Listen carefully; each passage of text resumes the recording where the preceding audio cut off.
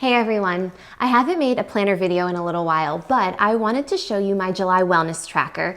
I made it for the beginning of the month and I used it throughout the whole month of July, which was really good because sometimes I get bored of things and I don't finish them. So I want to show you what I tracked, some goals that I set for myself, the results I had, and I want to give you a few tips if you decide to make a tracker for yourself. All right, so let me start off by giving you a little background. The last few months have been challenging, to be perfectly honest. I'm sure they've been challenging for everyone in one way or another, and I've been out of work going on 5 months, and that's been really hard, to be honest. So I've developed some good habits, like my sleep has been really regular, and I've been exercising, which I'm proud of, but I tend to be like an emotional snacker and an emotional eater, and I eat out of boredom, and that's not great, especially when you're home all day. And so I kind of wanted to examine some of my habits because I had noticed some kind of like negative impacts on my body. It started with my digestion. My stomach was a mess all the time and I had terrible heartburn, and I realized like how much I was snacking for no reason at all. So it's not something that I'm like ashamed to talk about, and it's not something for me personally that has spiraled out of control, but I'm kind of seeing some habits developing that I don't want to develop. So I decided this month that I wanted to do a tracker and look at some of those habits to kind of get things in order. So I'm gonna go ahead and show you my planner and show you what I tracked in the month of July. Before I show you my gorgeously color-coded, perfect tracker, I believe in being honest, so I want to show you that that is not the tracker that I used for the majority of the month. This scratchy sheet of paper with different colored pens, and it's kind of a mess, and then I wrote stuff on the wrong lines down here, and then the back has like notes from when I had to call customer service for something. That's the tracker that I used for the month. I like to hold on to my planners and I like to keep them as keepsakes. But unfortunately, I can't maintain this and have my handwriting look perfect and not lose my pens throughout the whole month. So what I do is I keep it on a scratch sheet of paper and then I transfer it into my planner. So at the end of the year when I reflect back, I can see it looking lovely, but I don't want to lie and make it look like I have maintained this for an entire month with perfectly color coordinated pens and washi tape, because that's not the case. It's done on a scrap sheet of paper, and then in the end of the month, around the 20th or the 23rd, I transfer everything in there. For the month of July, I decided to track 6 different things along with my workouts. The first was fruits and vegetables. I'd like to say that I had a big fancy goal where I was gonna eat X amount, but basically the question was, did you eat fruits and vegetables today? I know that that might sound a little pathetic to you, and I'm hoping you don't judge me. As I've mentioned before, I've always found the internet to be a nice, judgment-free zone, so don't say anything about my fruits and vegetables, but the truth is that sometimes it would be the end of the day and I was like, what did I even eat today? So I often found myself making like fruit smoothies with spinach, water, a little splash of orange juice, and frozen berries or frozen fruit. But this was something that I wanted to track to make sure that I was actually eating some fruits and some vegetables every day. The next thing that I tracked was a daily protein shake. The reason why this was a goal for me was because I enjoy drinking them and they help me to feel full. I'm not trying to eat less, I'm just trying to eat better, and I'm hungry all the time because I'm still pumping. So I need to eat like first breakfast, second breakfast, lunch, a snack, dinner, and then I usually need to eat something like substantial, like a bowl of cereal, like shredded wheat type, something that will hold me over right before bed, or I wake up hungry in the middle of the night. So hoping that that kind of goes away when I'm done pumping, which is soon, thank goodness. But like I said, my goal is not to eat less, it's just to eat better, and I was hoping that something like that would help me feel full, and it would be full of vitamins and minerals, so that would be a healthy choice for me. Next up, cheese. I'm not sure when in my life I decided that getting on YouTube and talking about my cheese obsession was like where I am right now, but apparently it's here, it's now, in this moment. But I love cheese and it's not good. I was starting to think about it and I decided to put this on my tracker because I was eating like 4 servings of cheese a day. I would be like, oh, I'll make an omelet for breakfast and I'll put cheese in there. I need a snack, I'll have a string cheese. It's lunch, I'll put cheese on a salad or a sandwich or whatever.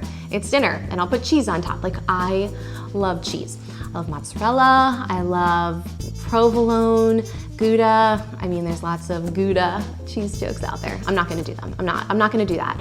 But I was like, look, you're not gonna get rid of cheese. You love cheese, but you can have 1 cheese serving a day. I recently talked about Aldi and how much I love Aldi, and they sell like little mozzarella balls that are like marinated in pesto. And I just like can't have that in my house. I can't handle it. So anyway, I'm allowed to have cheese, but I wanted to try to stick to 1 serving of cheese per day. My next one, and this is by far the hardest one, is 1 treat per day. I love sweets. I have a serious sweet tooth. I love cookies, candy. If it's in my house, it sometimes becomes a problem. So again, I don't believe in like depriving myself or saying that I can't have anything, but I was like, look, you can survive having 1 treat per day.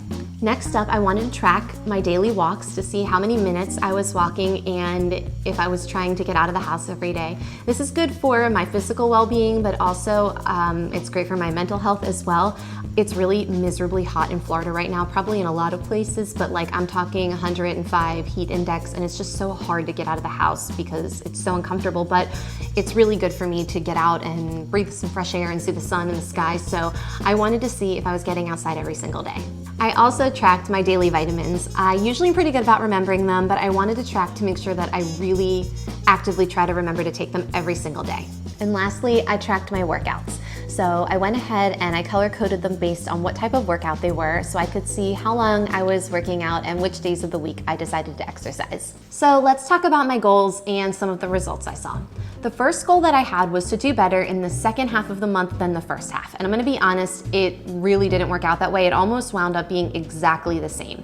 So it was a little tricky because July has 31 days. So I grouped my days 1 through 15 together, and I grouped 16 to 31 together. Well, in the first half of the month, I was able to color in 68 bubbles to say I met these goals. And in the second half of the month, 72 bubbles were colored in, but there was an extra day in the second half. So in my opinion, it wound up being almost exactly the same. When I break down each category of the tracker, I remember to take my vitamin every single day, which I was really proud of. And I also took walks every single night for 26 days. The 5 days that I didn't walk was because it was raining around 7 p.m. when I usually go for my evening walks, but I was pretty happy with that. 26 days out of 31 is really good in my opinion. Cheese and treats were by far the hardest. I had 8 days where I had more than 1 serving of cheese, but 18 days in the month, I met my 1 treat goal. I could have done better there too, but at least focusing on both of those had me actively thinking when I would go for a snack, like, am I hungry? Am I bored? Is there a better option that I could select besides a treat or something with cheese to eat? And that was kind of progress enough in and of itself. So I was really happy with that. Half the month I had a protein shake, 16 days total, and that was really good because I noticed a correlation between days I had a protein shake and days that I met my treat goal of only having 1 treat. So I think having that protein shake in the morning or the early afternoon helped me to feel fuller, and I was kind of feeling less snacky. There were only 5 days in the month where I felt that I didn't get enough fruits and vegetables, and to be truthful, I may have, but I couldn't quite remember, so I decided not to count it just to be fair. But I did sort of realize early on in the month that having smoothies with spinach and water, a little splash of juice, and some fruit really helped to get in fruits and veggies early in my day. My next goal of exercising for at least 5 minutes every single day I met. Usually I exercised for a little bit more than 5 minutes, sometimes 10, 15, 20, or 30 minutes even. But I was really proud that I was able to do that because I even had a day at the end of the month when my phone completely fell apart and unfortunately had to get a new phone. But even on that day, I exercised without my favorite app. I still did it. So I was really proud of that. Now that I've talked about my tracker, what I've tracked, and my goals, the ones that I met and the ones that I didn't meet, I want to tell you about my results. So I sort of identified 4 things that I was really happy about, and I'm going to tell you about them from, in my opinion, the least important to the most important. So the least important one that I'll start off with was I lost 4 pounds this month, which was good. I don't have a goal weight, which it's, to be honest, taken me a long time to sort of realize that I think you can tie metrics to your happiness, but for me personally, my weight isn't one of them. Metrics that do matter to me are, did I get enough water and did I get enough sleep? And if I can't say yes to both of those, like 100 ounces of water a day and like at least a minimum of 6 hours of sleep, preferably 7, 8 is ideal, I'm probably not gonna be functioning at my peak. So again, I don't think there's anything wrong with setting your own metrics for how you define how you're feeling, but my weight isn't one of them. That being said, I had noticed that I had gained a couple pounds just from my unhealthy eating, and so losing 4 pounds was, pretty good. My next result that I was really happy about was that I was able to maintain working out every single day. So back in April, I downloaded the Peloton app because they were doing a 90-day free trial. And a little backstory is that I've never committed to any type of workout for like more than a month. I just get bored of stuff and I don't do it. And I guess I had never found anything that really worked for me. So anyway, I downloaded the app because of the 90-day free trial. I didn't have to put my credit card in or do any of that. And I'm like, whatever, I'll probably get bored of this and just like be done with it. And I won't have to renew or anything. And at the end of 90 days, I was still using that app. It is amazing. So I originally thought it was just for like if you had that fancy bike, but they have a million workouts for like no bike, no equipment, nothing. And I really like it because, well, one, the instructors, I don't know like what they're doing or like if they're some type of like performer, but they make it feel like you're in class, like you're actually in class versus doing a workout. So I really like that. And they also have a million videos that are like 5 or 10 minutes. So that is what works for me. Everyone always says with fitness and your well-being, like you need to find what works for you. I am not the person that's gonna go to the gym for an hour. It's just not gonna work for me. I don't know if that will ever work for me, but this does. So I put my baby down for her nap in the morning and I work out for 15 minutes, that's it. Maybe in the afternoon, I do like a 5-minute video. Then before bed, I do a 10-minute video, and then I've exercised my 30 minutes for the day. And that has really worked for me. So I was so glad that I figured out that there was a way for me to exercise and it didn't involve like anything too particular, or I didn't have to like be obsessive about anything. I didn't have to go anywhere. I'm not leaving my house. And that was before the pandemic. Like I just wasn't gonna sign up for a gym membership. So anyway, the price could always change, but I pay $12.99 a month for it. And I can't believe it because I never thought I would subscribe to any app, but it has been totally worth it. This next one was one of the most important results I saw. I had such a dramatic improvement when it came to my digestion. So before this, I was taking Tums and Pepto like 2, 3, 4 times a week just because my stomach was so upset because I was just, like I said, mindlessly eating whatever. And this past month, I only took Tums once. It was after I had Chipotle for dinner. I think it was just like a little too spicy for me and I had a little indigestion. But other than that, I saw a dramatic improvement in my stomach and my digestion and just how I was feeling overall. Lastly, and this is the big one, I made an appointment to go to the dermatologist. So I was really proud of this. I've kind of been avoiding it out of laziness, but there is a bump on the back of my arm and I need to get it looked at. Like I said, it was out of laziness. I'm not necessarily like scared to go. Maybe they'll have to like biopsy it or look at it or whatever, and that's totally fine.